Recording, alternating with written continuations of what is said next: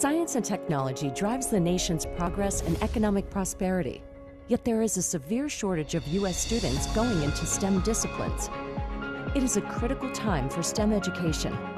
The College of Science and Mathematics at Fresno State embraces our role of preparing the next generation of science, technology, engineering, and math professionals.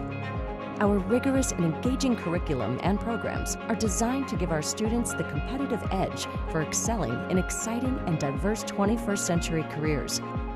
Our students come to us from the Central Valley, every corner of California, and all around the world. They come from generations of Bulldogs and from families where a college education has, until now, been a distant dream. We are providing students with opportunities and access to a high-quality STEM education.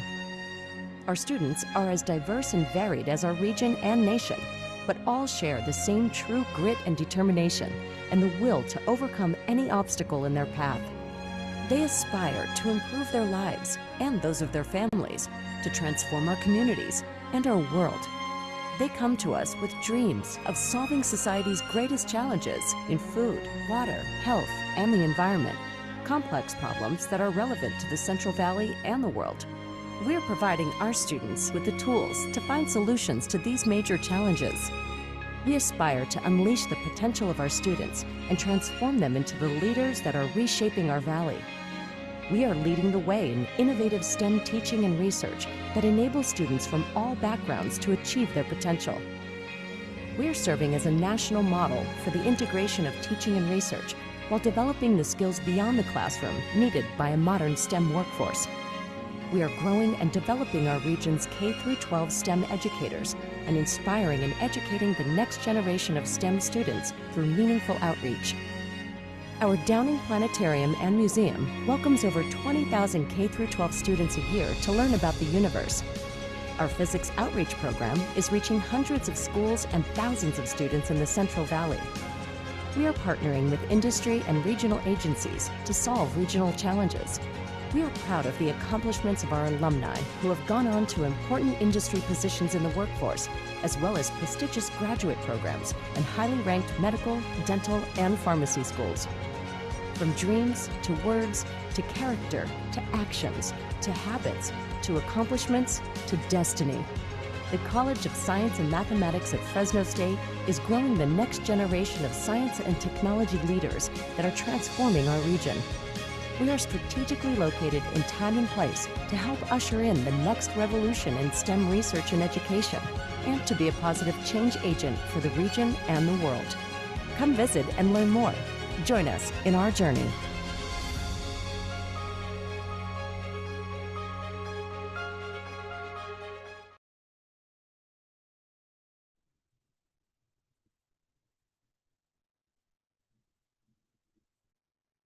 Hey, good afternoon, and welcome to the College. College is not only a milestone, but also a first step in a journey filled with opportunities to grow, discover new passions, and build lasting connections. We also want to warmly thank the families who are here alongside their students. Your encouragement has already carried them this far, and your partnership will continue to be one of the strongest foundations for their success as they pursue their education and future careers. So we're super proud to be here as your host today. My name is Cynthia Shu, and I've been a faculty member in the Department of Biology for the past 2 years. I grew up in California and got my BA from UC Berkeley, so it's been such a privilege to be able to continue being a part of the California public school system. Courses that I teach are general biology, cell biology, and a few neuroscience electives. One thing that I didn't realize until I started college is that college faculty not only teach, but are also actively conducting original research and pushing the boundaries of what we understand about the world. For instance, in my lab, we study the molecular and cellular basis of sleep and depression. I typically have about 8 undergraduate students working in my lab each semester, and it's a lot of fun, not only for them, but also me as their mentor, to watch them gain a hands-on experience applying what they learned in their coursework to a project that they manage over multiple semesters. But it also gives them a chance to network with me, with other lab mates, as well as other scientists. One thing that I can't stress enough is how college is so much more than just what you learn within your classes. It's an opportunity to connect with other people, gain new skills, and develop a sense of belonging. So maybe working in a research lab doesn't sound like fun for you, and that's okay. But definitely look around for opportunities to build community, join clubs, volunteer, seek out leadership positions. And also, don't ever be afraid to ask for help, whether that's from your friends, advisors on campus, or your professors. Learning to navigate the infinite possibilities is such an important and fundamental part of the college experience. And all of us are learning, even your professors. And so, really, the only way we all succeed is through helping each other. And so, for more on that, I'll now turn this virtual stage back over to my co host, Dr. Kelly Carrasco. Hello, everyone, and welcome to Fresno State. My name is Kelly Carrasco, and I'm so glad you're here. I'm a faculty member in the Department of Psychology, which is part of the College of Science and Mathematics. And I'm also a licensed psychologist specializing in the assessment of neurodevelopmental disorders. I teach mainly in the school psychology graduate program in the Department of Psychology, and those courses are mainly focused on psychological assessment and behavior prevention and intervention. And I'm very excited to be co-hosting today's event. A little bit about me.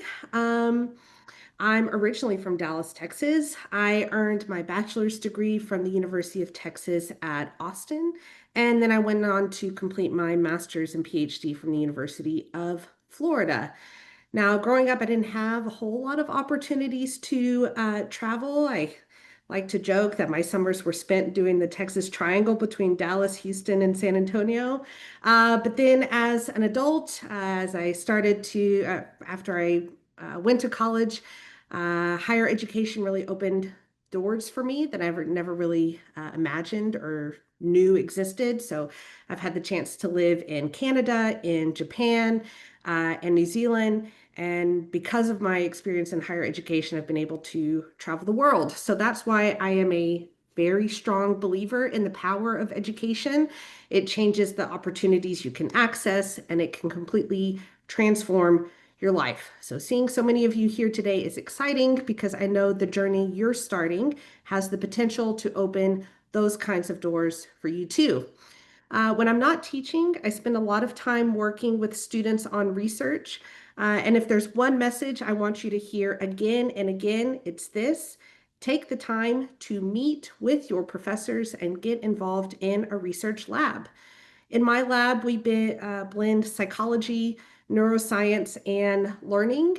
We also use tools like virtual reality, EEG to measure brain waves, and also eye tracking to study attention and learning, and coming this fall, even bilingualism. Many students come in not knowing much about research or even wondering if it's for them. But even if they discover that research isn't their passion, they leave with something even more valuable, I think, and that is a sense of community and belonging. And that's one of the things I love most about the College of Science and Mathematics is the community. You'll find supportive faculty who are not only passionate about their fields, but also about helping students succeed. You'll have the chance to connect classroom learning with real-world opportunities, whether that's research projects, internships, or community outreach and service. I've also been at Fresno State for 2 years now. I've seen students grow in incredible ways. Just last month, I traveled with 4 students to Portugal, where they presented at an international research conference. And for 3 of them, it was their first time leaving the United States. I think this is a very transformative experience, not only because they got to travel, but because they were able to stand alongside researchers from around the world and showcase their work as equals. So experiences like that can change how you see yourself and your future. And that's what I want for you. So college is a launching pad. Get involved. You'll discover passions and skills you may not even know that you have. Many of our graduates go on to graduate school or to careers in science, education, and healthcare. So as you begin this new chapter, here's my advice. Stay curious and open to new experiences. Introduce yourself to your professors, and don't be afraid to ask questions. Just take that first step to get involved because you'll be surprised how far it can take you. We're here to support you, challenge you, and to celebrate you. So welcome to Fresno State and welcome to the College of Science and Mathematics. I'll hand it back over to my co-host. All right, so our goal is to begin to forge a strong partnership between the faculty and the staff in the college and you, the families of our majors. All of us want the same thing. We want our students to be able to successfully complete their degrees and to develop the skills and experience to go on to rewarding careers that will improve the lives of their families and our communities. We want to work together with you to support our students in achieving their goals, and we have a lot to learn from each other on how we can best do this. What we hope is that you'll leave today's family conference with a better understanding of what new college students experience in their first year at Fresno State, how to connect with the resources that are available to support our students, and practical ways to do this as they adjust to college life. We hope that you are inspired and excited by the possibilities of where your students' continuing education will lead. And we hope that you have a good time and have fun. Okay, so we've put together a thoughtful program for you today with speakers who will both inform and inspire. We'll begin with a welcome from our president, Dr. Saul Jimenez Sandoval, followed by our dean, Dr. Christopher Meyer, who will share highlights of the exciting work happening in the College of Science and Mathematics. You'll hear about the opportunities available to students, both in their courses and through experiences that help them grow as future scientists and leaders. We're especially glad to welcome Dr. John Matsui from UC Berkeley, whose mission is to expand access to science careers for students from diverse backgrounds.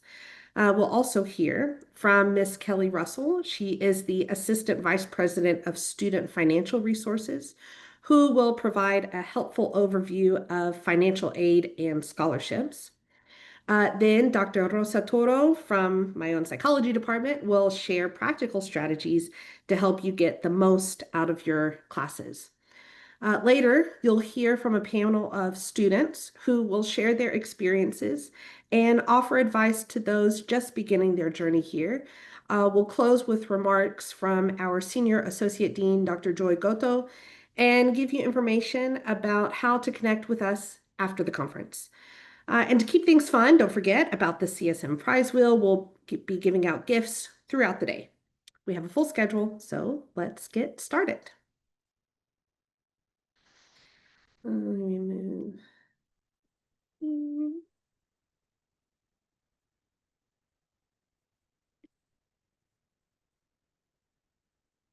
Hello, students and family members. I'm Dr. Saul Jimenez Sandoval, President of Fresno State, and I want to thank you for participating in this year's College of Science and Mathematics Family Partnership Conference. Family is critical for student success, and your presence here shows your strong commitment to helping further your child's education. My father, Alfonso Jimenez, taught me the value of hard work, and my late mother, Tila Sandoval, taught me the value of cultivating human relationships. To the students, who inspires you, and to whom will you dedicate your degree when you graduate? The transition from high school to college can be challenging, especially in STEM, but every student has the talent and ability to reach their fullest potential, to complete their degrees, and go on to find successful careers in their discipline. And there is no class too challenging for you at Fresno State.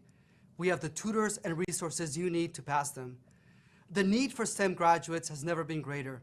A College of Science and Mathematics degree leads to well-paying and rewarding careers that benefit you, your families, our community, and our region. Recent graduates have moved on to jobs in education, healthcare, biotechnology, social services, information technology, and the aerospace industry, to name just a few.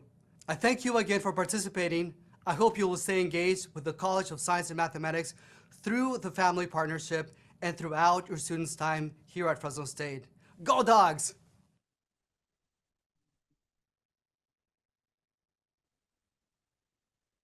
All right, thank you to President Jimenez Sandoval for that recorded message. Now I would like to introduce Dr. Chris Meyer, Dean of the College of Science and Mathematics, to talk about the opportunities our students have within the college and the impact you can make. Good afternoon, and special thanks to our president. You'll be seeing a lot of him. He's a big supporter of our college. In fact, he serves as chair of the system-wide CSU Biotech program, which many of you will, some of you will be involved with in presenting results. So As dean, it's really an honor to lead one of the 8 colleges at this outstanding university. Working with the talented and motivated faculty, staff, and students at Fresno State has been a fantastic experience.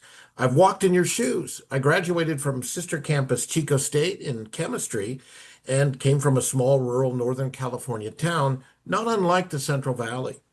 My Cal State education prepared me for graduate study in biochemistry at UC Riverside, postdoctoral training at Michigan State, and roles as a faculty and department chair at Cal State Fullerton and a program director at the National Science Foundation.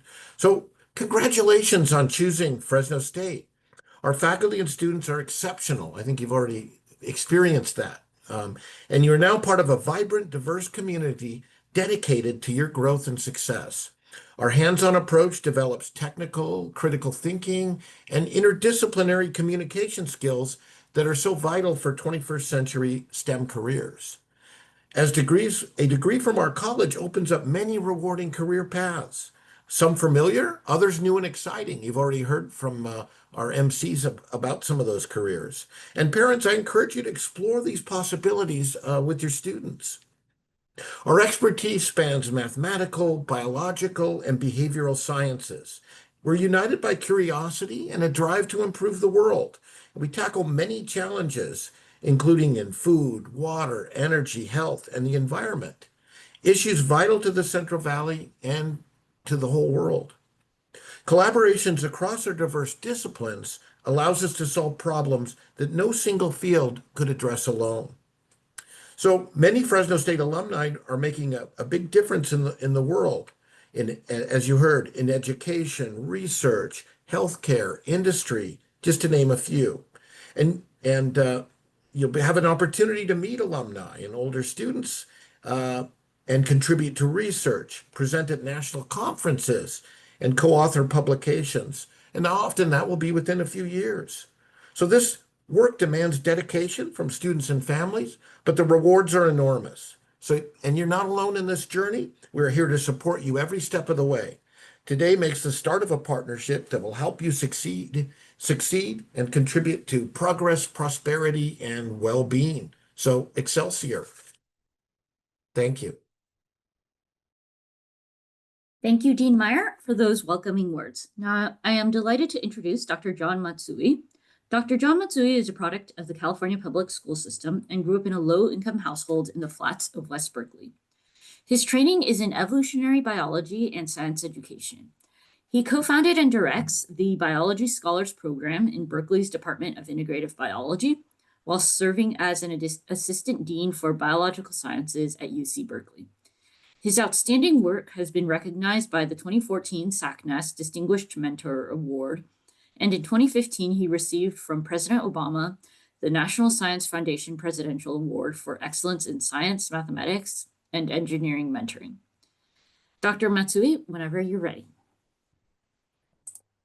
Thank you all very much. It is really a pleasure to be here today. And, over the many years that I've been involved with education, I've done many presentations. And I think my excitement and my nervousness, actually, just to be honest with you, about this presentation really says that this matters to me.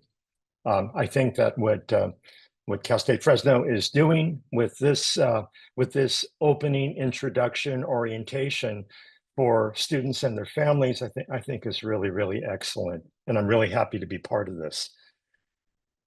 And so let me see if I can advance my slides here.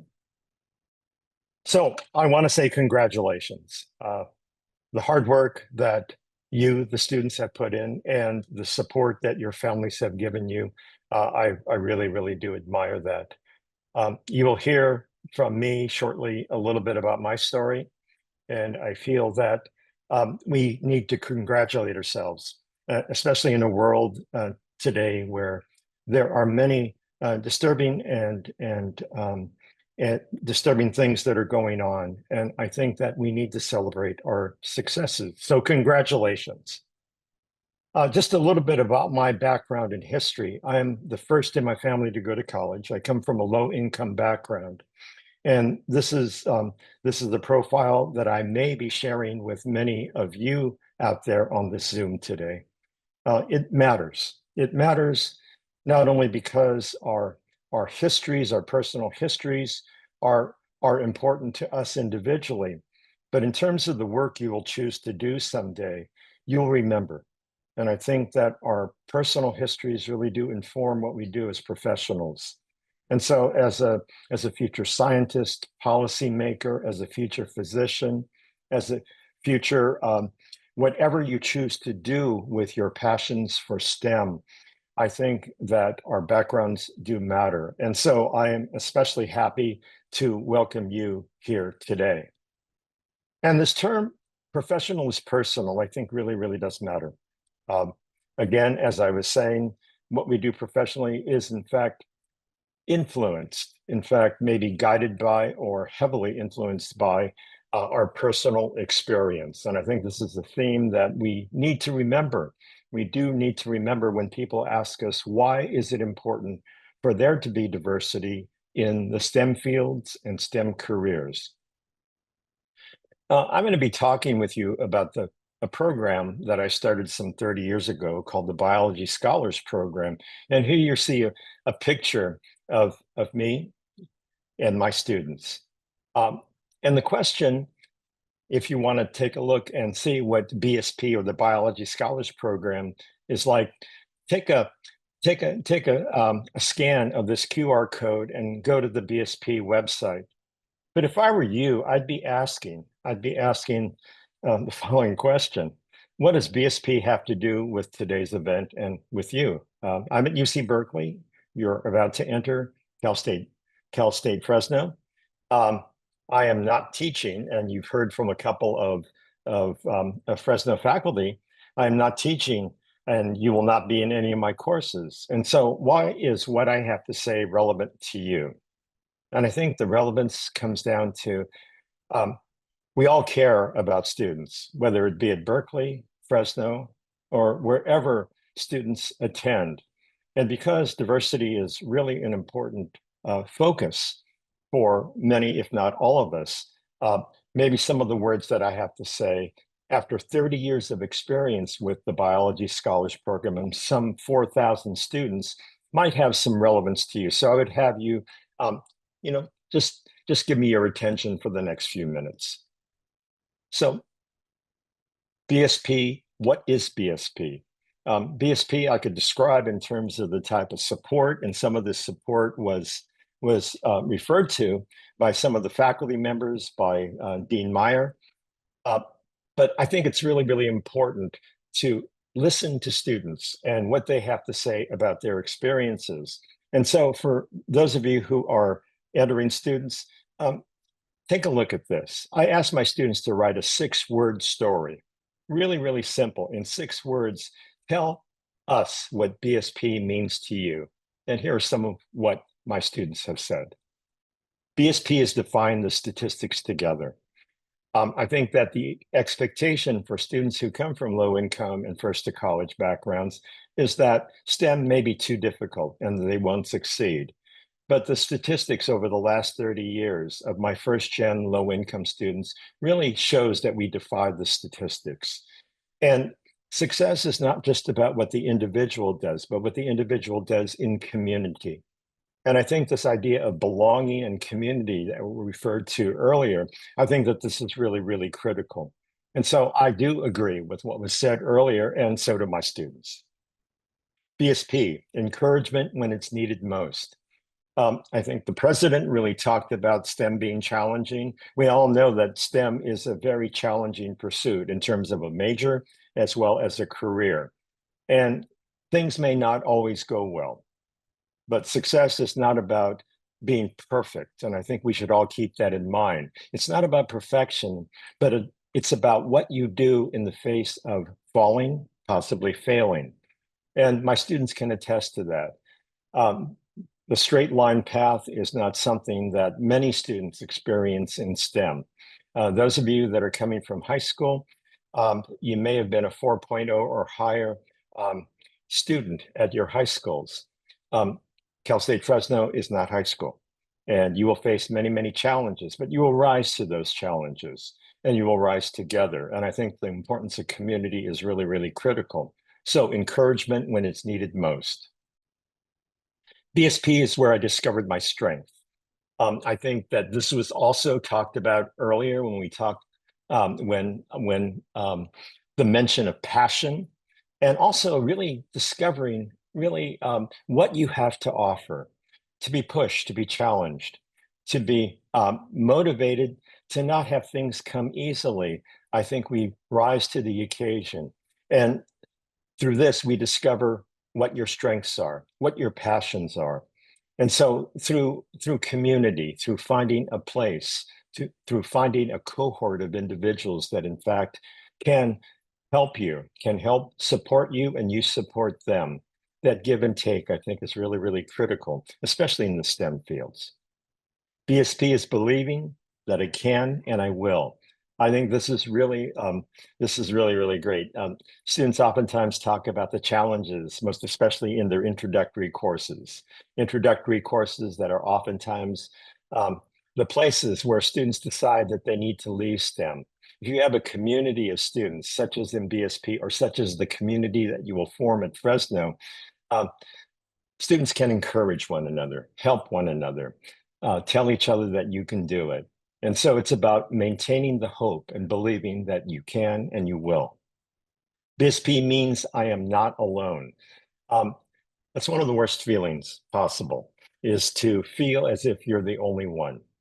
And by forming a cohort, by forming a community, by forming a trusted learning community where you can actually celebrate successes, and also when you need help or when things just don't go as you would like, you could come back and commiserate and re-strategize to develop a plan that will in fact be effective. Family is really important. Many of you are maybe local, but some of you may be far away from home. But to have a family on campus, people whom you can trust and rely on, people who aren't just your friends and family when you're successful, but when the going gets tough, I think this is really, really critical. And BSP means dreams can come true. Oftentimes individual students feel as if that dream is so far away, to be a physician, to be a nurse practitioner, to go to law school and to someday become a lawyer or a policymaker, or to be a community organizer, maybe so far away, but in fact, together, you can succeed. And so I've been talking a lot about success, but success is something that if it was as easy as just believing in yourself, more people would be successful. And here are some thoughts and advice that I will give you. In fact, there are 7 points, and I'll make these quickly so that there will be time for some questions. Everything from the notion of hard work, life circumstances, conformity, excellence, what other people see and say. Also, this idea about back home versus the campus oftentimes is critical, and also the value of mentoring. So hard work and success. We heard the president talk about hard work and his inspiration from his father. Hard work, of course, is important for success. And you will work harder than you've ever worked before when you go to Cal State Fresno.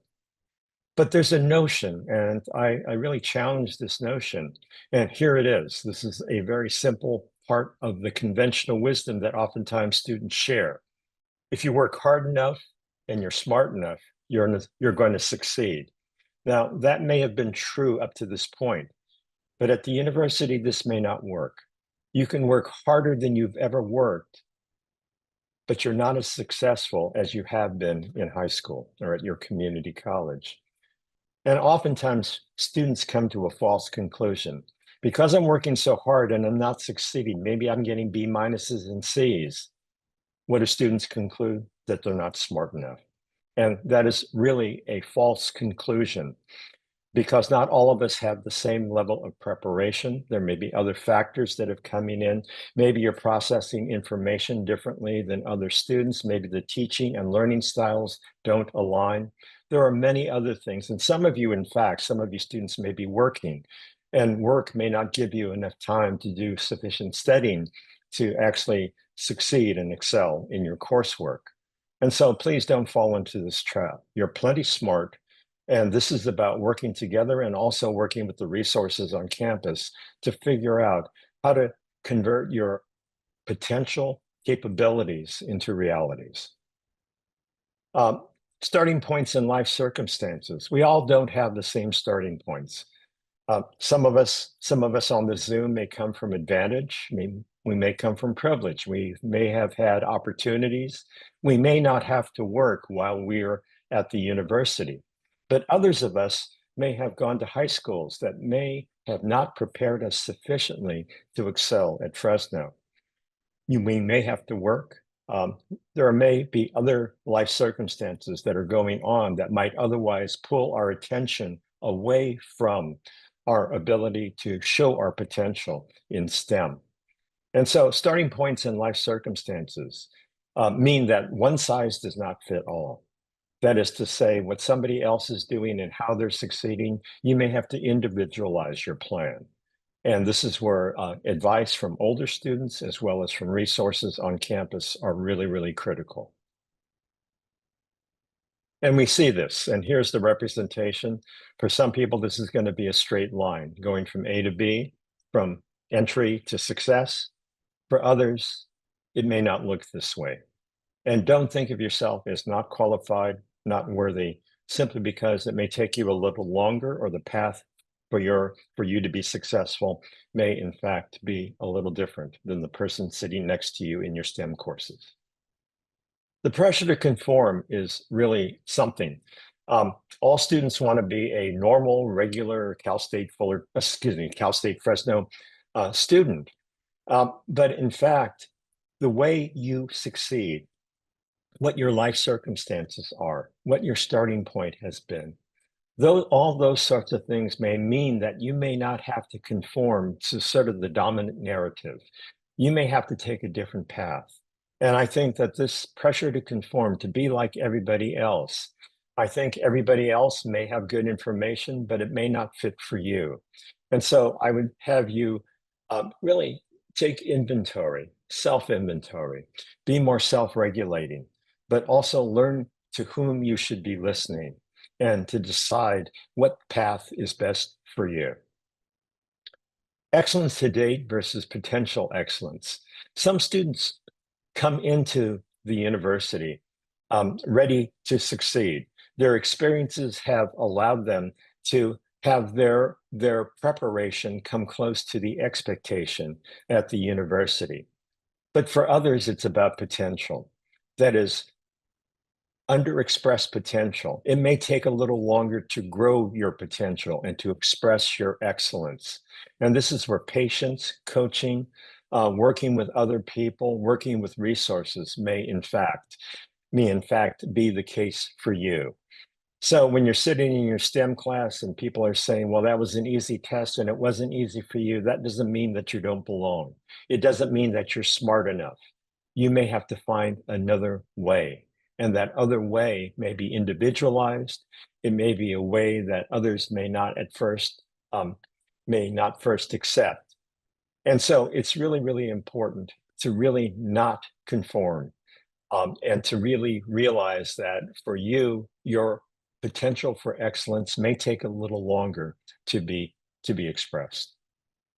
The specter of others, in fact, when you go to school, your family goes to school, and the expectation, all the hard work, all the effort that your family put in to have you be there. I think for some, it's encouragement. For others, it feels like pressure. You don't want to let anybody down because they were always in your corner.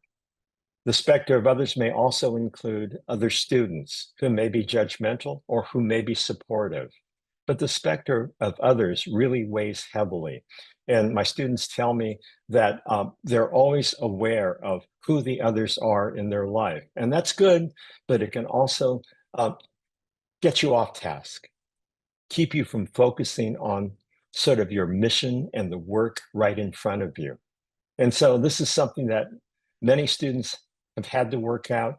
And this may be one of the challenges that I would ask you to really think about. So going into your into your classes, just kind of think about this. Think about this. Back home and town and gown.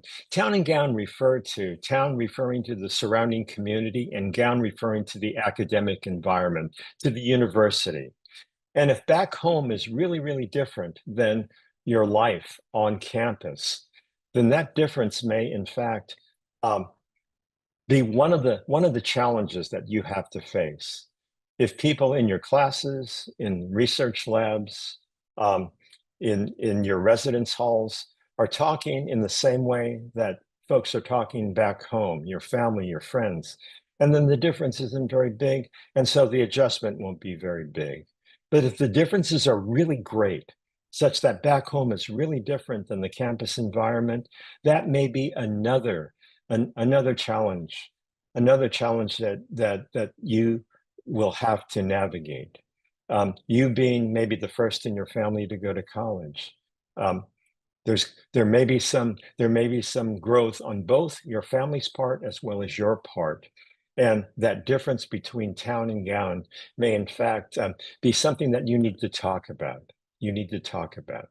So it isn't a choice of one or the other. It can be a both and sort of situation, ideally. And this is where we all need to own where we've come from, where we're going, and really get help sometimes if the challenges arise between back home and the university. And here's where mentors come into play. Mentoring is really important. You've had mentors thus far coming from the community, maybe your family, maybe your friends, maybe your relatives, but also your mentors may have come to you from your educational institutions. And let me talk about the 5 different types of mentors that I've identified. There are mentors who are cheerleaders, and these are individuals who say, you can do it. They are wonderful. We need cheerleaders in our corner. Sometimes family is part of this category where they say anything, we'll do anything to support you. You can do it. We believe in you. Cheerleaders are great. They provide us with emotional support and inspiration, but they may not know how to help us when our challenges come up. And so we may have to look elsewhere for help. A single mentor may not be able to provide us everything that we need. Another type of mentor, and this is the negative type of mentor, I refer to as a gatekeeper. These are individuals who really don't know you, but maybe are quick to judge you based on a single grade. Sometimes these are advisors, sometimes these are individuals with good intentions, but they may not know enough about you to make a judgment early on. They may say things like, oh, you got a C in general chemistry, you don't belong in science, based on a single data point, not knowing the story behind where that C comes from. Maybe in high school, your preparation, your chemistry course was constituted something like maybe the individual instructor was simply reading out of the textbook, which really doesn't prepare you for the type of chemistry that you need to learn and understand at the university. And so gatekeepers may rush to judgment. And so gatekeepers are a type of mentor, maybe a negative mentor that you need to keep an eye out for. Mercenary, this is another category, another negative category, a mentor. Sometimes mercenaries are individuals who simply want to take you in because they want to count you. They want to say that we have X number of, for example, women participating in the program without really knowing you or understanding the fit between you and the program. And so mercenaries are individuals who, in fact, may have their own self-interest in mind, but maybe not yours. Here's the last category, coach. And I said there were 5, but really there are 4 categories. Coach is the type of mentor that I try to be. All of you have had great coaches at one time or another, or a terrible coach. Great coaches are individuals that really start with you. They try to understand where you are and where you want to be and develop an individualized plan to get you there. They take into consideration your life circumstances, your starting points, your strengths and weaknesses, your goals, your aspirations, and they will develop an individual plan for you to get there. The coach is the type of mentor that I would recommend, along with cheerleaders, of course, because we need that sort of inspiration and support from family and friends. And so let me conclude by saying, as you write this next chapter of your life story, remember the following 3 things. And I think this is really important. Some of the smartest people in this world have never gone to college. Sometimes if you're the first in your family to go to college, there seems to be a gap that can develop between you and your family, you and your friends, if they haven't gone to college. Sometimes college, some people believe is the only place where you're going to find smart people, and that's not the case. Some of the smartest people I have known in my life have never gone to college, but their lessons in the world, how they've used those lessons to help people to raise families, have been they've been some of the smartest people I have ever known. Here's another point. The second point, never forget where you've come from. If professional is personal, all of our personal experiences, our families, our friends, our neighborhoods, the language we grew up speaking, the food we've eaten, the music we've written, never forget those, never leave those behind. They are who we are. And to this, based and to be used as a foundation. And on top of this, we will build what we get from our educations. And finally, wherever you go, go with all of your heart. Always follow your passions. Always follow your heart. So thank you very much. And if we do have time for questions, I will entertain questions. So thank you.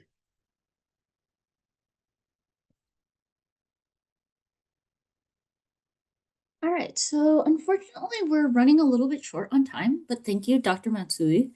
We now invite Ms. Kelly Russell, the Assistant Vice President of Student Financial Resources, to tell us a bit about the financial aid process.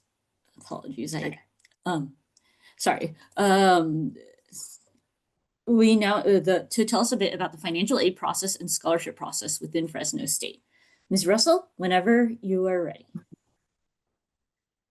Thank you. Let me. My screens. So welcome everyone. Glad you could be here today. Is it? There we go. So I think all of you have probably already attended a Dog Days orientation and heard from financial aid at that time. So today I just wanted to quickly go over just a couple key items for everyone. So it's just some important dates for the fall semester, and these may or really may not pertain to financial aid, but they have an impact on financial aid. So August 12th, so earlier this week, we began to disperse our financial aid to student accounts. And so a lot of you that have applied for financial aid maybe have already seen on your student center that your financial aid has applied to your charges. If you have not seen that yet, then we continue to disperse throughout the semester twice a week on Tuesdays and Thursdays. So Friday was fee payment deadline day. So a lot of it, again, financial aid paid your charges, or you maybe have already paid those. Then the next kind of important date that impacts financial aid is September 3rd. And that's the 10th day of instruction. And after that day, if you drop classes, maybe down from full-time to part-time or anything like that, then your charges no longer adjust down. So that's the last day that you can go from full-time tuition to part-time tuition. Then the next day, September 4th, for those of you who have a financial aid fee deferment, those fee deferments will come off. And if you have not paid your tuition and fees, or if your financial aid has not paid those charges, then a financial obligation hold is placed by the Student Accounts Office. And really that just is a reminder that you still have charges that are due, and it would hinder you changing your schedule at that point, adding classes, things like that. So just be aware of that. If you have questions about your student charges, that's student accounts. If you have questions about your financial aid and maybe why it hasn't paid your charges yet, that is the financial aid office.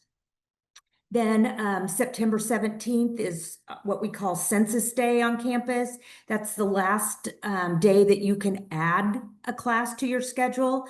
And that's the day that financial aid kind of locks your enrollment. And so whatever you're enrolled in on the 17th is what we consider you enrolled for the semester. So whether that's 12 units at full time or 9 units at 3/4 time, whatever you're in on the 17th is really important. And then just be aware that you do have to apply for financial aid every year. And so October 1st, which will be shortly after the semester starts, then the 26-27 financial aid application and Fresno State scholarship application will open again for the next year. And so that October 1st through March 2nd is the priority deadline. So it's really important to get your scholarship application and your financial aid application filled out again during that time period. So, and just a reminder, you heard this at Dog Days, but I just want to reiterate that your financial aid is based on the number of units that you're enrolled in. And so 12 units or more being full-time, but your financial aid will adjust to the number of units that you're in. And so if you increase your units, 12 units or more, then it doesn't adjust, because that's where you get 100% of your financial aid. Excuse me. But if you're in 9 to 11, you're only considered 3/4 time, 6 to 8 half time financial aid. And so you can tell from the screen over in the bottom right-hand corner, full-time tuition is charged at 7 units or more, and then everyone pays the same campus fee. So just be aware of that. Your financial aid will adjust up and down up until census on September 17th, depending on how many units that you're enrolled in.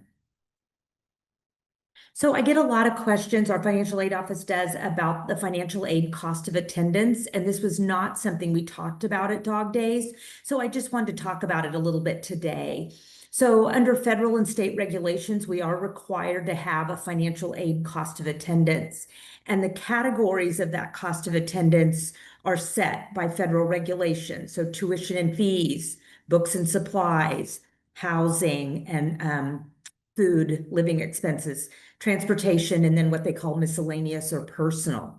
So each year the state, Fresno State establishes our financial aid cost of attendance. It doesn't mean that that's what you will pay to go to Fresno State, but it's an average of what your expenses could cost while you're attending college. And so the top 2 categories, tuition and fees and books and supplies, those are kind of set.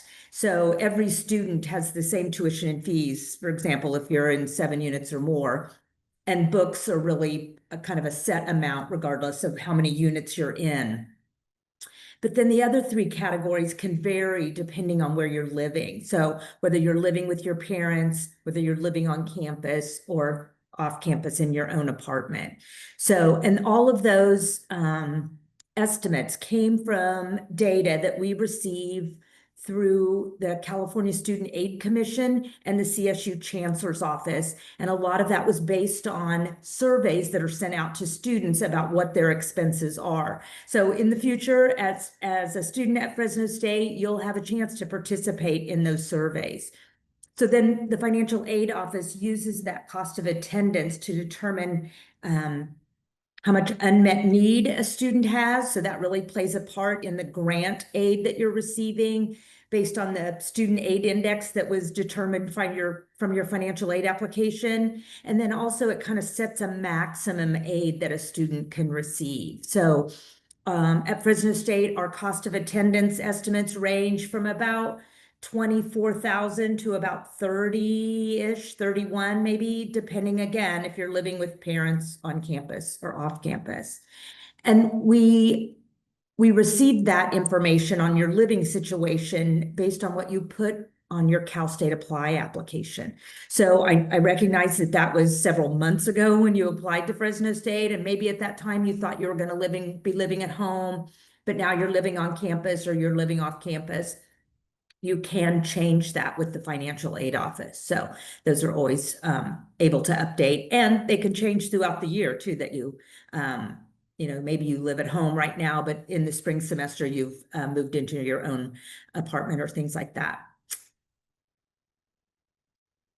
The other thing, real quickly, I just want to reiterate that we recognize that you filled out your financial aid application months ago, and based on 2023 income information. So if your family situation due to unforeseen reasons is no longer reflective of the income that you used on your from 2003 that you used on your application, please contact the financial aid office to see if we can make any adjustments based on your current situation. Also, as a reminder, you can only receive financial aid from one institution at a time. So if you had applied anywhere else and put that institution on your financial aid application and are receiving award letters and award notifications, just be aware if you are enrolled in any classes at that institution, let's say, for example, Fresno City College, they're going to process financial aid for you also. So just be aware you can only get financial aid from one institution. And then the last bullet, you do have to maintain what we call satisfactory academic progress each semester to continue to be eligible for financial aid. So you just have to be successful in your class, maintaining a 2.0 GPA or higher, making progress towards graduation. So just some things to keep in mind for your financial aid eligibility. A reminder, if you want your parents to be able to call and talk to anyone at Fresno State about how much you owe in tuition and fees, or how much financial aid you're getting or anything like that, you have to give permission for them to do that. So it's on your student center under the My Personal Information tab. There's an authorized to release form that you would fill out, indicate who you want to be able to call, and then you create a PIN number and you give that PIN number to whoever you listed. And it can be multiple people, it can be different departments, like financial aid, student accounts, records for grades, things like that. Just be aware that that needs to be filled out. And then just quickly, finally, this is where we're located. We're located in the Joy Owl building on campus, open 8 to 5. We take appointments if you need to see a counselor, but we also do walk-in Wednesdays that you can just walk in without an appointment. But a lot of your questions can also just be answered at our windows in the lobby of the Joy Owl building. We encourage you to follow us on social media. That's how we post a lot of our last-minute reminders, deadlines, workshops that we're having on campus. So that's the easiest way to get that information. So I'm excited about seeing you on campus. Hope everybody is ready. Again, don't hesitate to reach out to us if you have questions. Thank you.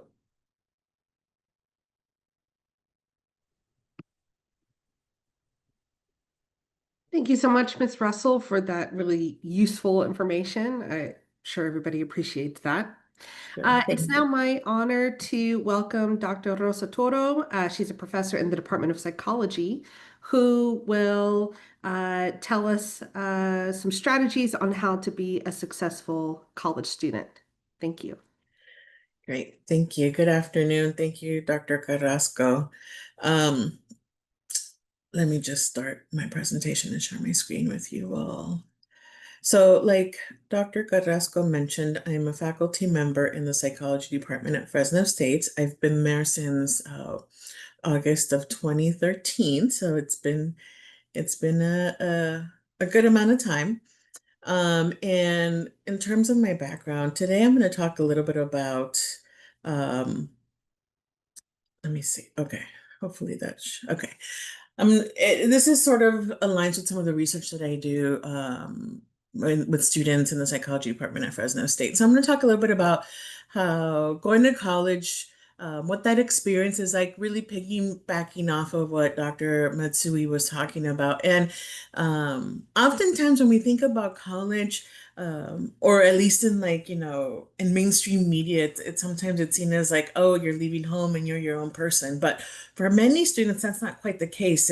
Family, for one reason or another, is still sort of a really strong presence for students. And so what that means is that sometimes that involves the evolving of that partnership with parents. So that relationship with your parents, is still present, but it may evolve and may change a bit as you're starting college. But let me give you all a little bit of background about myself. So I'm originally from Southern California. Similar to Dr. Matsui, I was, the first in my family to go to college. My parents immigrated here from Mexico in the 70s for undergrad. I went to USC and I did a bachelor's in psychology and a minor in law and society because I thought I wanted to be a lawyer. So then, again, college is that time to figure things out. So I thought I wanted to be an attorney, so I thought, well, maybe a minor might help. And then slowly enough, I realized that the law pathway was not my trajectory, that I was really into psychology and why people, what is it that impacts changes or stability in individuals. Then a few years after that, I went to UC Riverside and I got a master's and a PhD in psychology with the focus on developmental psychology, which is how, the study of how people change or stay the same across their development from birth all the way to death. I, in particular, focus on the age range of adolescence and early adulthood, so like 13 to 25. And one thing that I wanted to point out about how that nonlinear pathway from A to B, that's totally the case for me. And for many of you students, you may think that your professors, went, right after another, when it comes to their getting their degree. That wasn't the case for me, even though, this seems pretty streamlined. In the middle of there, life happens and I became a parent. I was a student parent for a good portion of my graduate career. And so again, presenting that nonlinear sort of pattern to how we get from our starting point to our end point. After I graduated from UC Riverside, I ended up doing a postdoctoral fellowship at Tufts University.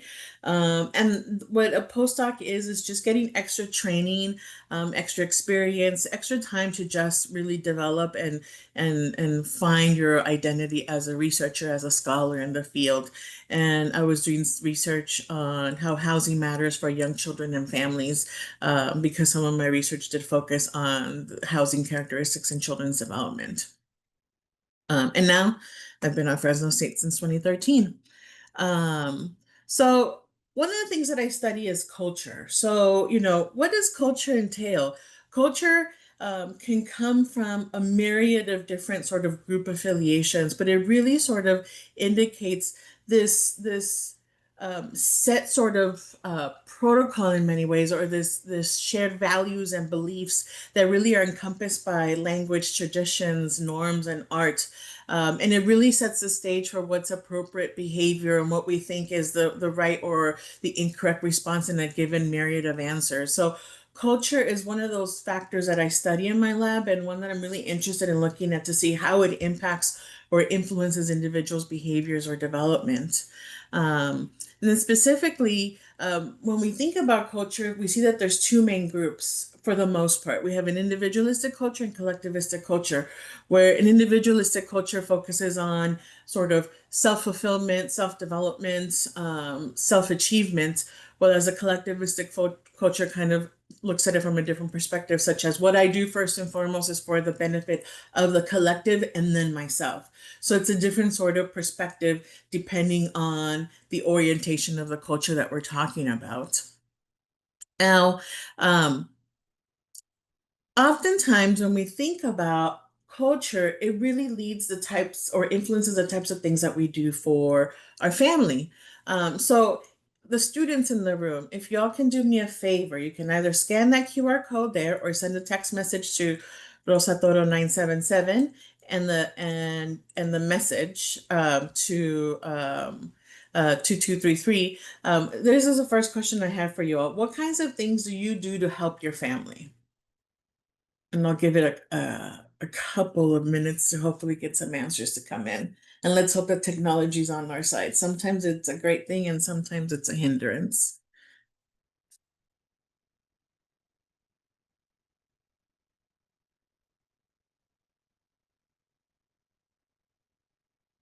Clean the house, right? Take care of siblings, chores. And this is great because in college, you're going to be expected to contribute and to respond to these types of questions that your professors have. So this is great practice for you all. Cook, clean, drive, help, bills,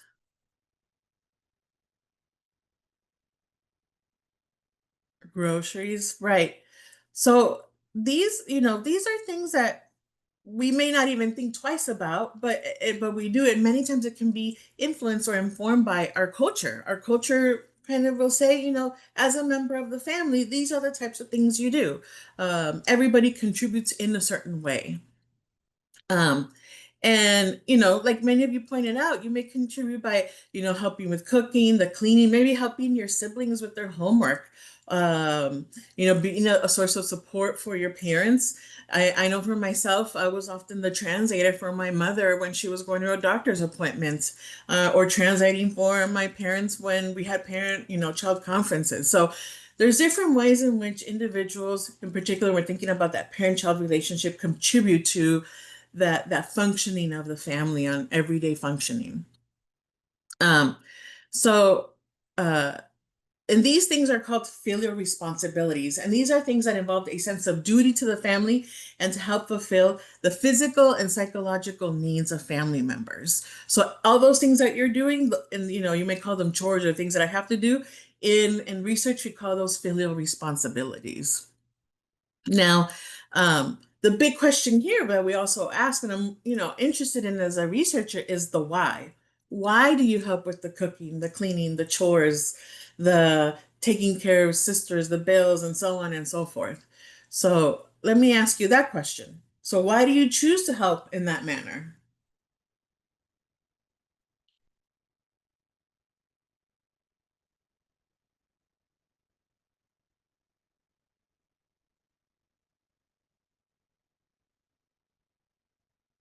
Because it's expected, it makes everyone less stressed, it's obligatory, reciprocation, love. I love that one. Because you owe, makes less stress, because you care, you have a passion. These are awesome answers, everyone. Thank you. So for me, it's in my research is not only like what somebody is doing, but the motivation, the why behind that. So this is where you know, you know my thinking about filial responsibilities comes in. It's thinking about, well, it's because you do it as a member of the family, or this is how I help my family, or I care about my family, or my family expects it from me. So all of the the responses that were shared kind of fall into one of these categories, right? And so what does the research say about filial responsibilities? Some articles say that it's linked to concerning outcomes like substance use, behavior problems, and exhaustion. Other research says that it's linked to good things like self-esteem, higher self-efficacy, so that sense of like, I'm going to do this and I'm going to accomplish this, which is pretty important when you're going to college, right? And other stuff hasn't linked it to drug use. So it's not clear, how filial responsibilities can influence a person, because we're seeing sort of inconclusive results. So in my thinking and sort of thinking about this, I'm like, well, what about, how do we make sense of this? Why is it that some stuff it's sometimes it's linked to positive outcomes and sometimes it's not?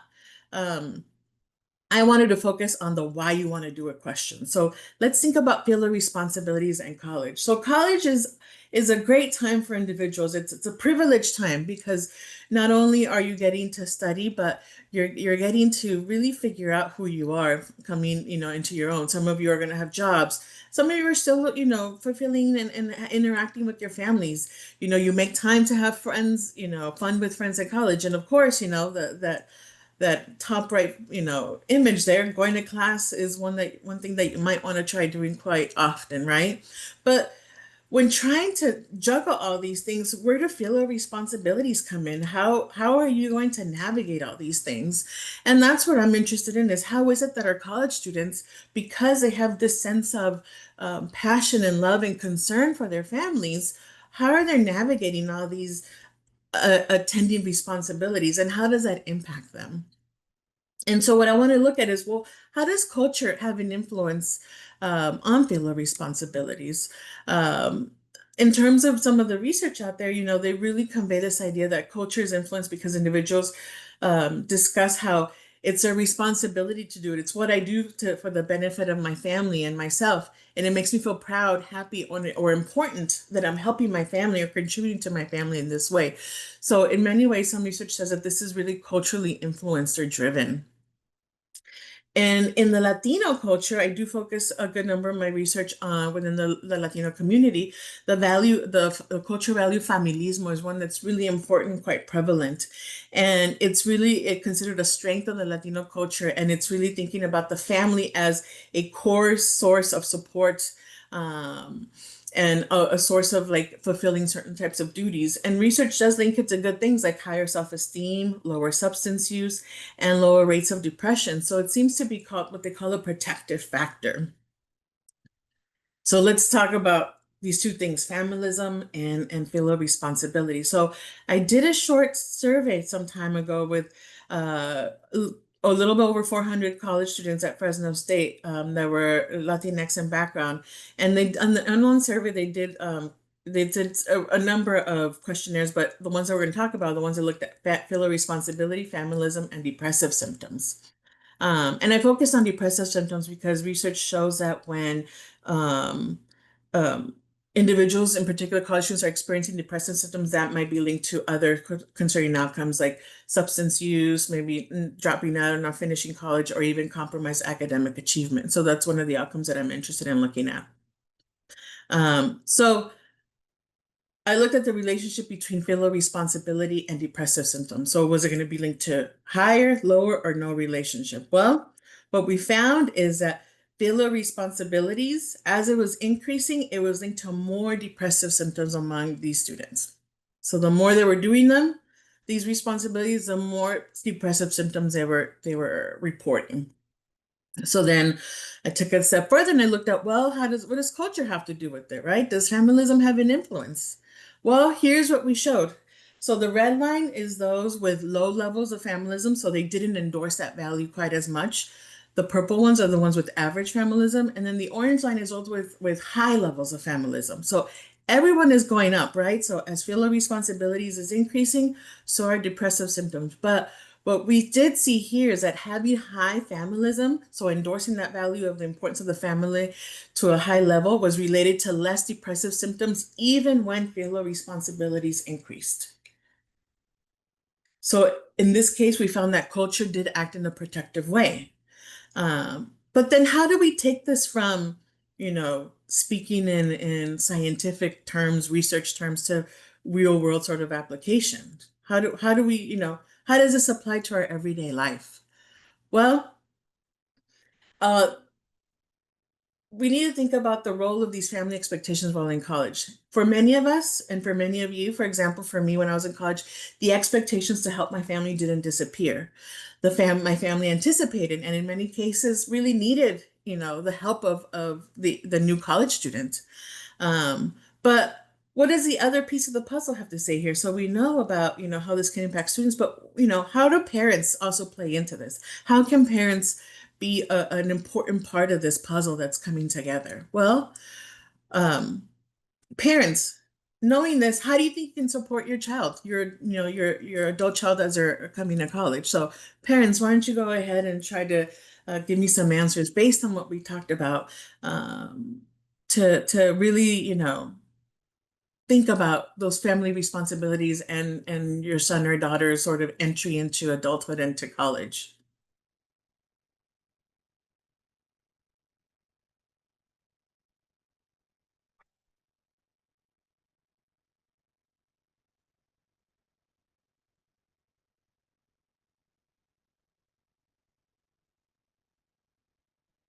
Maybe this might be a feel of responsibility where parents can tell their students their children what to answer.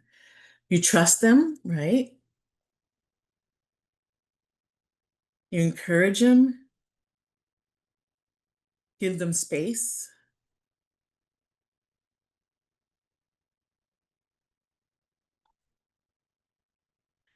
Have open communication and trust, right, Ms. Mejia? Right. So, and again, you know, it's probably still maintaining those characteristics that you had with them in that relationship when they were teenagers, but it's you know, it's transformed a bit now that they're in college because of those added responsibilities that they're having to take. You know, you're understanding. Great job, parents. These are amazing answers. Thank you so much for contributing and for sharing. So remember, your culture is a strength and it's an important tool to use. Students or incoming students, remember communication is key. Even if you're the first person in your family to go to college and you know navigating the college setting is something that you just are learning on the fly, that's okay. And that's something that is important to communicate to your parents. I remember when I was in graduate school going for my PhD, I would tell my mom, this is what we're doing right now. This is what I know so far. When I know something else, I will let you know. But the key is to keeping them in the loop. Your parents and your family still care about you. They're tremendously proud of you in terms of where you're going at. They still want to be involved. They still want to be part of it. Just let them in and tell them, you know, this is what I know so far. And as I learn more, I'll tell you more. So just keep that in mind. But we're all human, right? That's why the campus is full of different types of resources that are there to support students as they're traversing this new pathway. So seek help when things get to feel a little bit too much. This is where the bond, you know, program is hugely important. I've taught, you know, in the bond and the CSM classes before, and it's a really great way for students to develop community among each other so they can really talk to each other because they're all experiencing the same thing and they all may be feeling the same way. So being able to communicate with peers that are feeling exactly like you are is also going to be a pivotal positive experience for them. And that's it. Thank you so much for your time.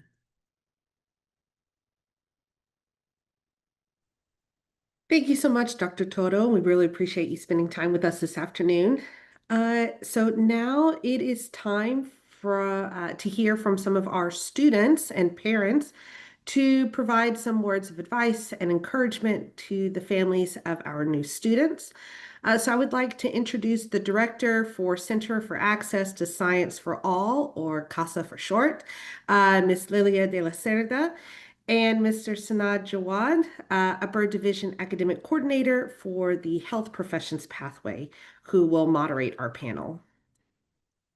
Great. Thank you so much, Dr. Carrasco.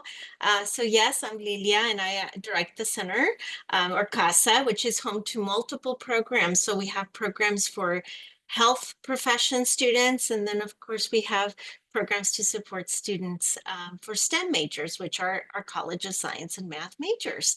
I'll have Sanad introduce himself, and then we will start with our fabulous students that have been able to join us today. So yes, thank you. Sanad? Hi, everyone. I'm Sanad Jawad, Upper Division Academic Coordinator at Health Professions Pathway Program.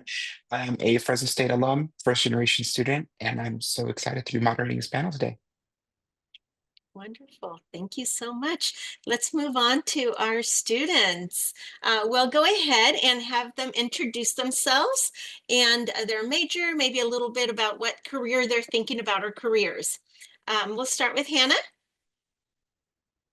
Hi everyone, my name is Hannah. I'm a mathematics statistics option student here at Fresno State in the College of Science and Math, and I'm planning on pursuing PhD and then going into the data analytics field after graduation. Awesome. Great. Thanks, Hannah. Grant?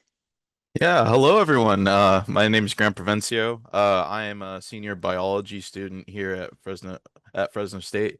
I'm also pursuing a minor in chemistry. As far as any future career options are going, currently I'm looking into either pursuing a master's degree in genetic counseling or potentially pursuing a clinical lab science degree. Thanks, Grant. Kelly? Hi everyone. I'm Kelly, and I'm a interdisciplinary studies major, and I want to go into science communication and communicating geology specifically to people. Great. Thank you so much. We'll go ahead and Sanat, can you go ahead and we'll start with our next question. How about that? And again, thank you students for being part of this panel today. The tips and advice that you're going to share with our incoming students, I'm sure will be very valuable. So Sanat? Right, students. So for the sake of time, I'm going to choose, a couple of you at a time to answer questions. Let's go with Brandon Hannah for this one. Can you talk a little bit about your experience transitioning from high school or community college to Fresno State? Sure. So the biggest transition for me, I came from community college. So I went from high school to community college for approximately 2 years to 3 years, and then after I transferred here. And I think the biggest part of that transition was kind of trying to scale up everything. So there's a lot in a community college. Everyone is really condensed. You get to talk to a lot of your peers in a very informal manner. But going to a 4-year university, it's everything has then reached a larger scale. So trying to interact with some people sometimes can be a little bit challenging. So I think then trying to get involved in a lot of different programs or clubs, that's probably been the biggest help for me to try and bridge that gap in that transition. For sure. So I can provide a little bit of context as well. So I went from high school straight into university here at Fresno State, and so I can kind of share what my experience was like. For me, the biggest change was like the amount of independence you now had. And I'd like to phrase it like that, independence, not so much like responsibility, because it is responsibility, but it's also like a liberating thing. It's like a great thing to experience, I think that. I like being able to choose how I spend my time and being able to like choose my classes and what I'm doing in between those classes. But you do have those responsibilities. So you also need to learn skills like how to be accountable for managing your own schedule. A great thing is that in the College of Science and Math and at Fresno State, we have so many resources to help students learn those skills. So I think that's something that was really great and something that I definitely utilized in my first year. Thank you, you guys. Next question is for Kelly. So, kind of adding to what they were saying, what campus resources, thinking about maybe tutorings or study groups, clubs, have been most helpful for you as a CSM major? For me, because I, like Hannah, I came into like college just from high school. I really enjoyed the bond program.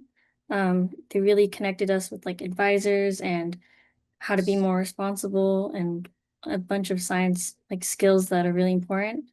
So that really helped me. And I also got to make a lot of friends, and it just made everything feel a lot more easier, I would say. Thank you. So, the next question, let's give it to Hannah and Kelly as well. I'm going to start with Hannah. Um, how did your family help? What do you wish your family had done as you transitioned to college? For sure. So, I think that's really big. For me, my family is really big. I'm local to Fresno, so I commute to campus. I live with my family, and that comes with a lot of different things. I live in a multi-generational household, so I have my parents and my grandparents here, and so family is really big to me. And I know I spend a lot of my time with them. So something that was important, especially with me transitioning into university and having more responsibilities outside of the household, was that they kind of understood that balance. So they encouraged me kind of without hovering. I think it really helped that families kind of understand that college students really grow and learn a lot by being able to kind of figure things out by themselves and on their own. So it was like them allowing me to have that independence when I'm at school and understanding that like school time is school time, while I was still able to honor like my family time when there's time for family as well. For me, I think like when I started at Fresno State, my sister, who is a Fresno State alumni, she like took me around like the science buildings and she like kind of showed me around. And so that was kind of nice, especially having like a family member give a tour made me feel a lot more like welcoming. Um, but if I was ever like kind of struggling with the transition to college, like, being overwhelmed on a test, I would like my mom would like encourage me, like, you got this, it's okay, like you're doing okay. So that I think definitely helped me feel more okay transitioning to college. Great. Thank you. I love those answers. I think that's very helpful. I know, Kelly, you mentioned some of the resources. Hannah and Grant, did you want to mention anything about some of the resources that also helped you? Feel free. If we ask one of you a question and and the others really feel strongly about answering and giving you've got something to share, please feel free. It doesn't have to be right. Just one person answering. So Hannah and Grant, please feel free to add to that. And I also wanted to make sure that we're answering the question that somebody had posted in the Q&A with regards to navigating the classes and the space once you get to, so this might be a good time to go ahead and answer that question. Like, how do you get to classes do you have enough time, right, between classes to get from one class to the other? So if you can address that question, that would be great too. So resources and navigating campus. Yeah, so as far as the resources that I've been involved in, I personally am involved in a lot of research here on campus. I also started off my time here being pre-med. So I was involved with CASA and HCOP as well. Um, I believe that the biggest challenge when coming to this campus was just trying to get everything like organized and trying to understand exactly where we all fit in in trying to figure out our future essentially, right? So going towards these types of specific resources, CASA is a fantastic resource. There's a lot of different subsets of CASA as well. So there's now SPA, I believe. There's many different programs if you're interested in research, if you're interested in pre-med like I initially was. And then the research that both me and Hannah, a program that we were involved in was STEAM. It's another fantastic resource. It's a program that you could apply for, and that gave us access to different symposiums that we were able to participate in as well. Um, any other resources that you can think of, Hannah? For sure, yeah. So things that I definitely utilized on campus, for one, like I have an on-campus job, and a way that I was really able to help like build my CV and resume and feel like confident and interviewing and other things like that was that I used our campus's career center, which I think is a really great resource. Like you can get free interview clothes every single semester. Like you're paying into these services in your tuition, and you can get like one-on-one counseling from people there and help with things like that. Also, I think like the Learning Center is super big on campus. There's tutoring for every single subject, and there's like dedicated SI leaders, especially for our STEM courses, where there are students who actually have taken that class most of the time with that professor, who are working with the professor to support you outside of class, and it's open to everyone. The other thing is like the health center, I think, is really big, especially because Fresno State is like kind of a commuter campus and a lot of people are local here. They kind of already have like a health professional or they have someone that they go to, but you pay into the health center in your tuition. It's part of your tuition fees is towards the health center. And so we have like a pharmacy there where you can get things at like bulk pricing. So it's way cheaper than like going to somewhere else to get stuff. And then it's a full health center as well. There's mental health and physical health. You can do labs and x-rays. I actually didn't know any of that when I was on campus until like after my first year, and I wish I would have utilized that more because I was paying into it. And then as for getting around campus, I think the biggest thing is just making sure you have a plan of like, okay, I'm going to take this route and this is going to be the best way to get there. And so I think planning ahead definitely helps, as well as letting your professors know. So if you let your professor know, hey, by the way, typically like I have a class right all the way across campus, I might leave like a minute early from class, or letting the professor of the class you're getting to know, hey, by the way, I have to go all the way across campus to get to your class. If I'm in here like a minute late every day, like don't be disruptive when you come in or disruptive when you leave. And most professors will be understanding of that because we understand that we're a big campus. That's great advice, Hannah. Yes, communication with professors is key, right? And being able to get from one area, from one side of campus to another. But it's manageable, especially since we know that classes usually start on the hour, right? And they end at 50 minutes later most of the time, and depending if it's a Tuesday, Thursday, or Monday, Wednesday, Friday class. So you generally will have 10 minutes at least.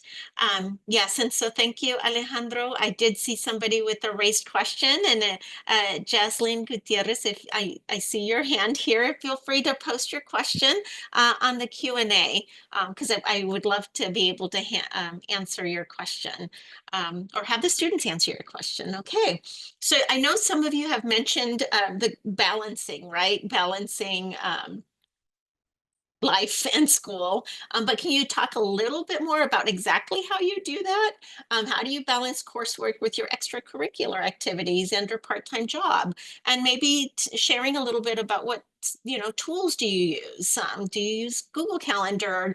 I know our CASA office will be providing some planners to students, planners and some other tools, right? Study schedules. But can you share what you do and what's worked for you?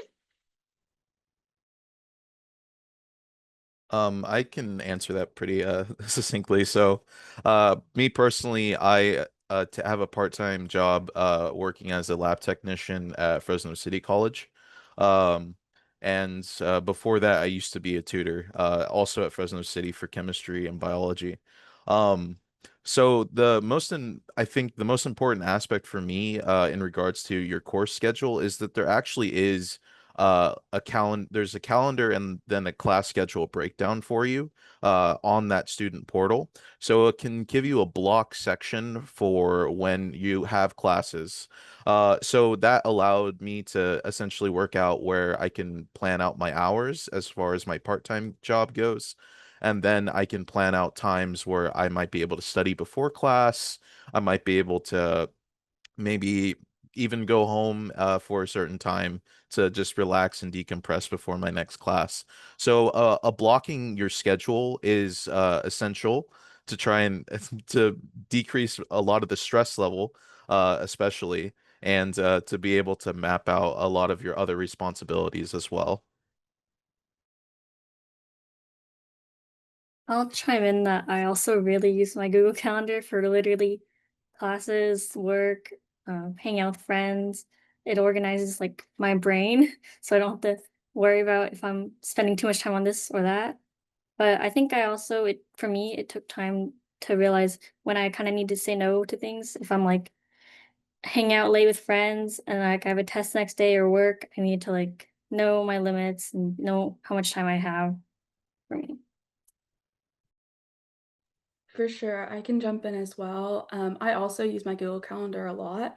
I use it, I move my classes over onto that, so it's there and you can put in the location of where it's at as well. So it's like a quick glance if you're like, where am I going to? Something that's I also like to put on there is when my professor's office hours are. So that way, if I ever do have a question for them, I don't have to like try and find the syllabus and like find where it is in there. It's just in one spot for me. And then at the beginning of the semester, it's going to start a little bit slower. So professors in their like first when you're first class with them, they'll probably be going over the syllabus, kind of what the class is, maybe starting a little bit on the course content. And so I really like taking that like beginning of the semester time when things aren't so hectic. So like the upcoming weekend after the first couple of days of class to go through my syllabi because the professors will list out assignments, exam dates, all of that important information. And I like moving that all into one spot for me. So for me, I find that that spot is Google Calendar. And so I like to add in all of those deadlines into one spot for me. So I know everything is in one spot. That way it kind of helps me because then you're not spending all of your energy trying to remember all of these things and trying to organize your brain. Instead, everything's in one spot and you can use your like really powerful brain power to actually do those things, right? And so I like setting myself up for success early by taking advantage of the slower start of the semester so that later on when it's hectic, I know exactly what I need to do and I have my plan set out. Thank you so much for that amazing tips. I don't know what I would do without my Google Calendar, right? And the little taskbars and everything, notes that you can add to it. So if the students that are here don't know how to do that, ask your peer mentors, come by the office. There's plenty of resources that can help you on how to figure out how to set up your Google Calendar. So we can help you with that. I think I have one more question before I popcorn it over to Sanat, but I want to know from the panelists, what's one thing that helped you feel part of the Fresno State community? You've been sharing some tips and whatnot and sharing your experience, but is there anything in particular, one thing that really helped you feel like you were part of the Fresno State community? And this is for all of you. I can answer that. Again, I think that the most important uh, thing for me personally was getting involved in both the clubs and the research programs again. Those gave me a lot of opportunity to be able to connect not only with other peers, but also a lot of the faculty members that are on campus. I'm personally under the tutelage of Laurent Dejean. He's one of the professors for biochemistry here. So I was able to connect with him and being able to have that connection beyond just almost just student teacher, student instructor, you're actually forming that type of connection. And then there's opportunities here to also reach out to people that were recently in your shoes. I have been able to give lab tours, and talk to a lot of students that are just coming into their freshman year in high school. So being able to bridge that gap, just in as far as their academic journey is going to be, that's probably the most rewarding aspect that I've had during my time here at Fresno State. I can say stuff on that too, but my department, the ES department, like would share out events like that the geology club was hosting. And so I started to get involved with that. And then eventually like I became an officer and I've been doing that for 3 years. And that's made me so many friends. Like we hang out like all the time doing academic stuff and just social fun stuff. So that's definitely made community.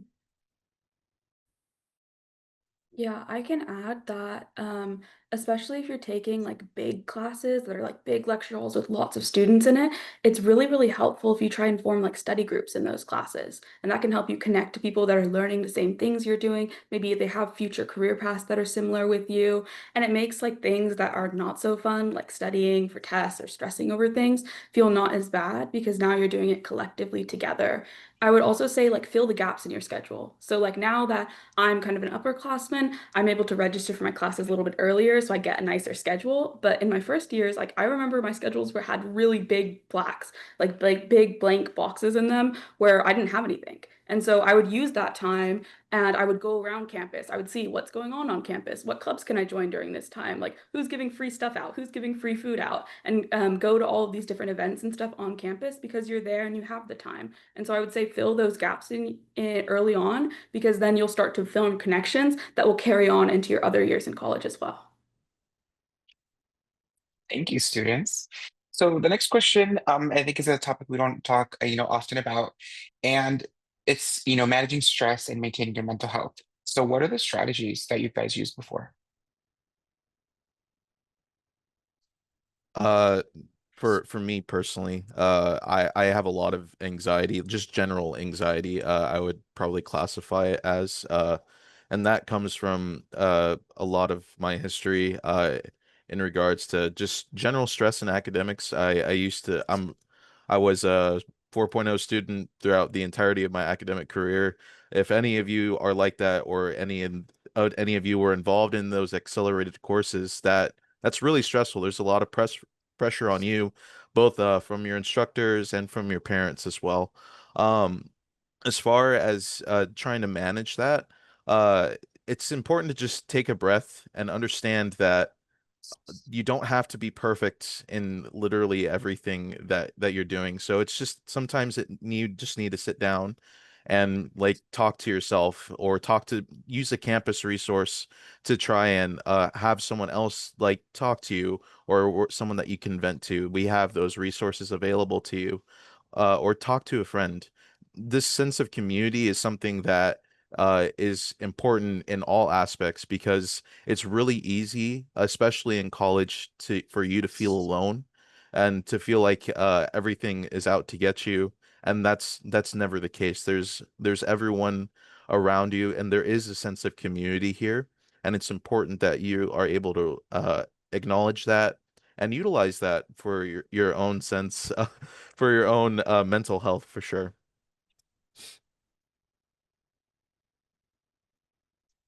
Yeah, I can jump in as well. So for me, I think that making time is important because I was always someone who would kind of overcommit myself to things, or if someone's like, if I have free time and someone asks me to do something, I'm like, yeah, I'm free, right? But it's important, like free time is important too. Free time is you time. And so I think making sure that learning that it's okay to like have time to yourself, because a lot of your time is going to be taken up by other things. And so, like, protecting your time as well is really important. Um, and I think that also something that's great to do is on campus, there are a bunch of different types of resources. So you can go, and there are different types of like mental resources here as well for stress management and mental health and learning strategies. And so there's group ones, there's individualized sessions you can go to. And again, like you pay for all of that in your tuition. So it's important to like utilize those services because they're there for you, and they're there because the university knows that those are things that are important for students.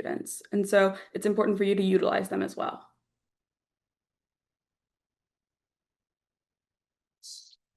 Kelly, Great. did you have something to add?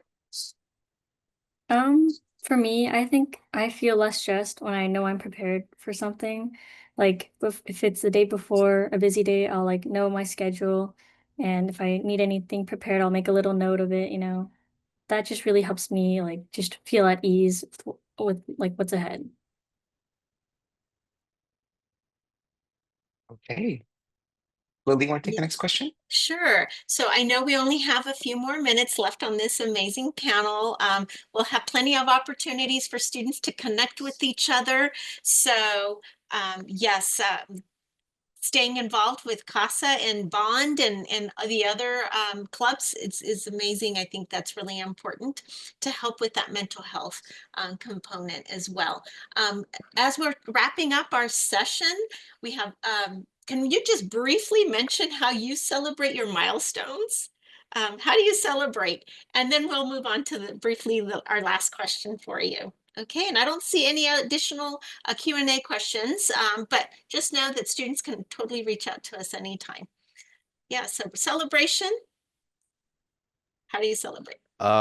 So usually whenever we have like for me personally, whenever I have like a big test or something, or maybe when a friend had like an assignment or a presentation, after the fact we go out and we celebrate the fact that we made it through that milestone in the semester.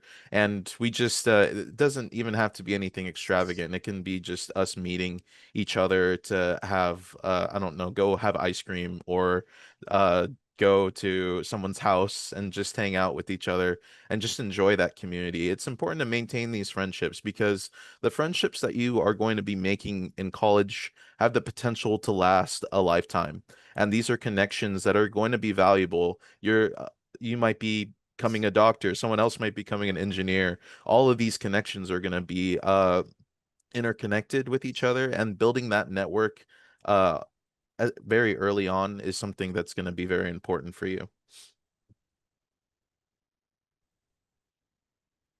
Yeah, I think for me, like Grant, whenever like I finish something especially stressful or like a big week, just the semester in general, like I'll like go out to like have dinner with my friends or my boyfriend, and just kind of take that time to relax or just like take a moment to like, yeah, like I did that, you know, like recognizing all the hard work I did. Yeah, I agree with both of them. I think it's really important to celebrate milestones, right? Because you stress enough about them, so once they're passed, you should celebrate them as well, and you should celebrate that you've done something. And so I like celebrating like small victories and big victories. And so because I think like everything that you pass and everything that you get through is important.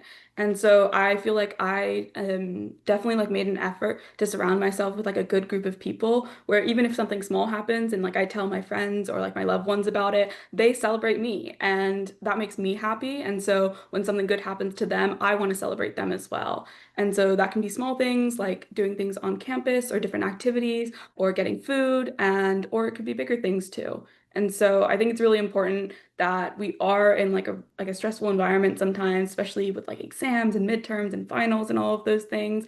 But it's important to celebrate like how far we've come, and it's important to celebrate where you're at right now. Like you guys are all entering college at such an exciting time, and it's like a time that like it's an end of one era and it's a beginning of another. And so I remember being so excited when I was starting, and that makes me feel excited for all of you guys as well. Hey, and we're moving on to the last question, you guys. So, what's your best piece of advice to students transitioning to Fresno State? Uh, get involved just in general, just get involved early. So like I was like everyone has been saying here, a lot of the clubs and a lot of the programs that are offered here are incredibly valuable. They give you opportunities and that they might not be opportunities that you would have known about. So for me, the STEAM pathway program which was offered to me, I would have had no way of realizing that was something that was offered here on this campus without interacting with these programs prior. So getting involved very early is extremely important. It's crucial for success.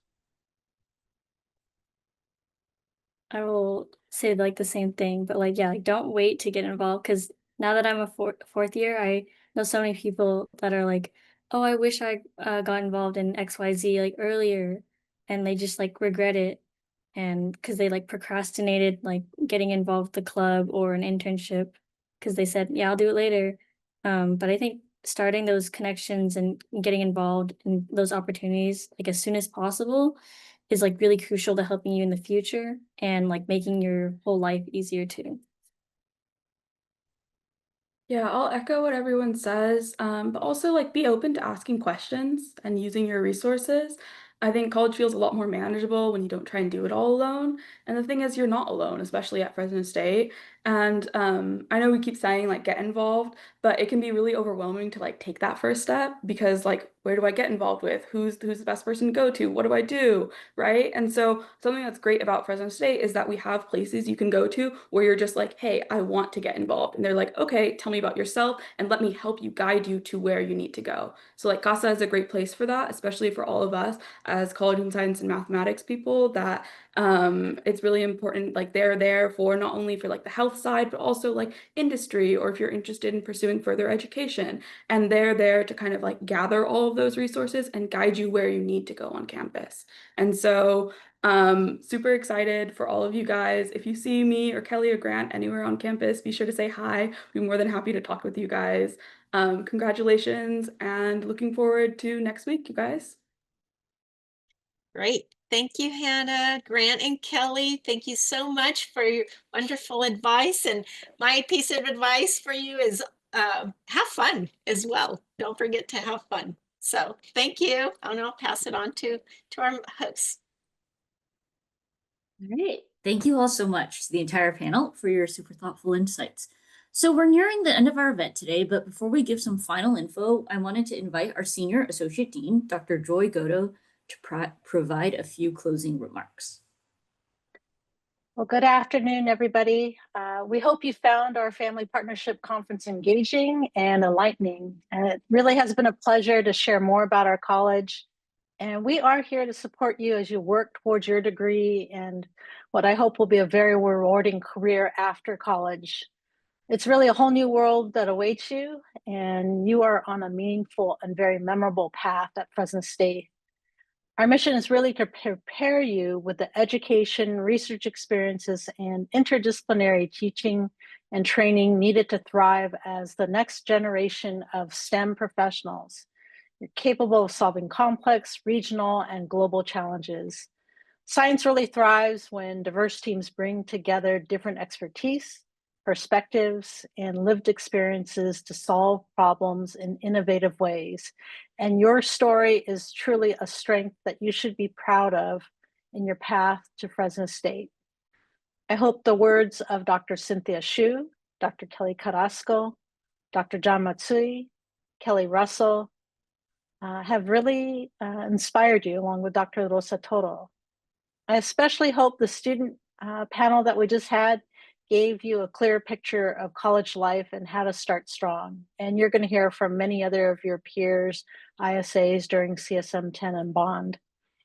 Our college's success is not just measured by teaching and research, but by developing human potential and advancing the next generation of scientists, mathematicians, health professionals, educators, communicators, and many, many other professions.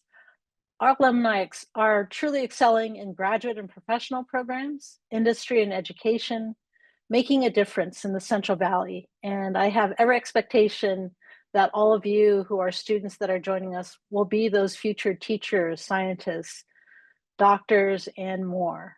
So we really look forward to supporting you and celebrating your future achievements. Today is really just the beginning. Enjoy the rest of your weekend, and we'll see you next week at Fresno State.